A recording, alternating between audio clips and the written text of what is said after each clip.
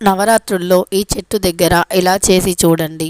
మీకు ఎన్ని కష్టాలు ఉన్నా తీరిపోయి ఖచ్చితంగా మీ కోరిక అనేది నెరవేరుతుంది.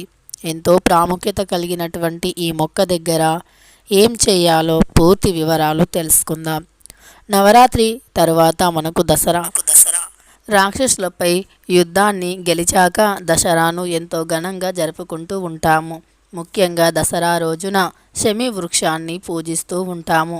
శమి వృక్షం అనేది జమ్మి చెట్టు వృక్షం. అయితే ఈ శమి వృక్షం దగ్గర ఈ ఒక్క పని చేస్తే గనుక సకల దరిద్రాలు తొలగిపోయి అష్ట ఐశ్వర్యాలు కలుగుతాయి. అయితే ఆ పని ఏమిటో ఇప్పుడు తెలుసుకుందాం. శమి వృక్షమా, మమ్మల్ని కాపాడు, మా పాపాలను తొలగించు, అలానే శత్రు భయం లేకుండా చేసేది నువ్వే. అర్జునుడు ధనస్సు దాచింది నీ దగ్గరే, రాముడికి ప్రియం చేకూర్చింది నువ్వే. శ్రీరాముడు పూజించినట్లే నేను నిన్ను పూజిస్తాను. ఎలాంటి ఆటంకాలు లేకుండా నా విజయ యాత్రను సుఖాంతం చేయి అని దసరా నాడు జమ్మి చెట్టుని పూజిస్తూ పై శ్లోకాన్ని రాసి చీటీలు చెట్లకి తగిలించాలి. కానీ ఇలా చేసేవాళ్ళు చాలా తక్కువ. ఆలయాల్లో ఏర్పాటు చేసిన కొమ్మలకి పూజలు చేసి జమ్మి చెట్టు ఆకుల్ని తెచ్చుకొని పంచుకుంటూ ఉంటారు. ఇక జమ్మి ఒక ముళ్ళ చెట్టు. సాధారణంగా అడవుల్లో పొలాల గట్ల మీద పెరుగుతాయి. మెడిసినల్ గుణాలన్నీ కలిగి ఉన్న చెట్టు ఈ జమ్మి చెట్టు. ఆయుర్వేదంలో చర్మ సంబంధిత వ్యాధులకు మందుగా జమ్మి ఆకులు, బెరడుని వాడుతారు. కానీ ఈ చెట్టుతో ఆధ్యాత్మికత కూడా ఉంటుంది. మరియు దసరా వస్తే పవిత్రమైన చెట్టుగా పూజలు అందుకుంటుంది ఈ శమి వృక్షం. అంతేకాదు ఈ జమ్మి వృక్షం గురించి పురాణాల్లో ఎలాంటి కథ ఉందో ఇప్పుడు తెలుసుకుందాం. జమ్మి పవిత్రత గురించి పురాణాల్లో ఈ కథ ఉంది. దేవతలు, రాక్షసులు క్షీరసాగర మదనం చేపట్టినప్పుడు పాలకడలి యందు నుంచి కల్ప వృక్షాలతో పాటు మరికొన్ని దేవతా వృక్షాలు పుట్టాయి. వాటిలో శమి వృక్షం కూడా ఒకటి. అయితే ఈ చెట్టు కూడా ఉంది. యజ్ఞయాగాలు చేసే టైంలో 2 కర్రలతో అగ్నిని వెలిగిస్తారు. అవి శమి చెట్టు కర్ర, అలానే దీని అరణి అని పిలుస్తారు. వినాయక చవితి టైంలో చేసే వ్రతాల్లో జమ్మి ఆకులకి కూడా ప్రాధాన్యత ఉంటుంది. ఇతిహాసాల వల్ల జమ్మి చెట్టుకి మరింత ప్రాధాన్యం పెరిగింది. అలానే వనవాసానికి వెళ్ళే రాముడు జమ్మి చెట్టు కింద విశ్రాంతి తీసుకున్నాడు.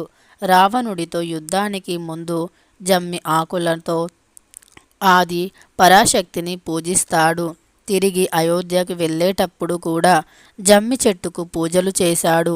మహాభారతంలో అజ్ఞాతవాసానికి వెళ్ళే ముందు తమ రాజా వస్త్రాలన్నీ, ఆయుధాలన్నీ జమ్మి చెట్టు పైన దాచి ఉంచాడు. అంతేకాదు అజ్ఞాతవాసం ముగిశాక జమ్మి చెట్టుకి పూజలు చేసి గాంధీవాన్ని చేతబట్టిన అర్జునుడు ఉత్తర కుమారుడికి అండగా నిల్కొని కౌరవసేనుని తరిమికొట్టాడు. ఇక ఈ అపరజితి దేవి తనను పూజించిన వాళ్లకు విజయాన్ని అందిస్తుంది. శమి వృక్షాన్ని అపరజిత దేవి ప్రతిరూపంగా కొలుస్తారు.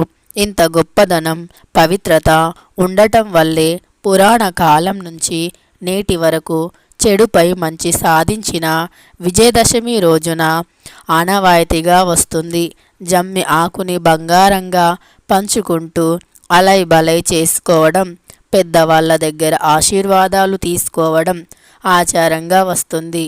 అయితే నార్త్ ఇండియాలో జమ్మి ఆకుని పంచుకునే ఆచారం ఎక్కువగా కనిపిస్తుంది. అయితే మహాభారతంలో పాండవులు జమ్మి చెట్టు సమక్షంలో ఆయుధాల్ని పూజించారనే ప్రచారం వల్ల కొన్ని తరాలుగా ఆయుధ పూజ ఒక సంప్రదాయంగా వస్తుంది.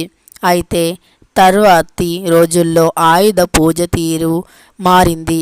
మేషన్లకు, వాహనాలకు పూజలు చేసే కల్చర్ అలవాటు చేసుకున్నారు. పిల్లలకు అక్షరాభ్యాసం చేయించేందుకు దుర్గాష్టమి లేదంటే విజయదశమి అంటే దసరాని పేరెంట్స్ మంచి రోజు అని భావిస్తూ ఉండేవారు. స్టూడెంట్స్ కూడా తమ పుస్తకాలకు, ఇప్పుడైతే స్మార్ట్ ఫోన్లకు, ల్యాప్టాప్లకు పూజలు చేస్తున్నారు. వ్యాపారులు షాపుల్ని, మేనేజ్మెంట్స్ కంపెనీలను పువ్వులతో డెకరేట్ చేసి దుర్గాదేవి పూజలు చేస్తున్నారు. కొత్తగా వ్యాపారం ప్రారంభించేవారు దుర్గాష్టమి, విజయదశమి రోజుల్లో ఆరంభించడం శుభసూచకంగా భావిస్తారు. అందుచేత దుర్గాష్టమి రోజున శక్తి పీఠాలను దర్శించుకోవటం చేయాలని పండితులు చెబుతున్నారు. కొత్త బండ్లకు పూజలు చేయటం సాధారణంగా, కానీ దసరా రోజున సైకిల్ నుంచి ట్రాక్టర్ దాకా, పోలీసుల గన్ దగ్గర నుంచి విమానాల దాకా అన్నింటికీ పూజలు చేస్తారు. వాహనాలకు పూజలు చేసేటప్పుడు గుమ్మడికాయలను బలి ఇవ్వడం, దృష్టి తిప్పి నేలకు కొట్టడం ఒక ఆనవాయితీగా వస్తుంది.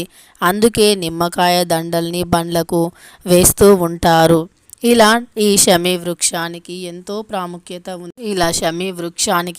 ప్రాముఖ్యత ఉంది. పురాణాల ప్రకారం, భారతం ప్రకారం ఎంతో ప్రాముఖ్యత పొందినటువంటి శమీ వృక్షాన్ని విజయదశమి రోజున పూజించటం ఆనవాయితీగా వస్తుంది. అంతేకాదు, విజయదశమి రోజున ఈ శమీ వృక్షాన్ని, అంటే జమ్మి చెట్టుని ఎవరైతే ఇంటికి తీసుకొని వచ్చి ఇంటి ప్రాంగణంలో నాటడం కానీ, ఇంటి ద్వారానికి కట్టడం కానీ చేస్తారో అలాంటి వారికి కోటి జన్మల దరిద్రం తొలగిపోయి కోటి జన్మల పుణ్యంతో కోటీశ్వరులు అవుతారు. అంతేకాదు, చేసే ప్రతి పనిలో విజయం కలుగుతుంది.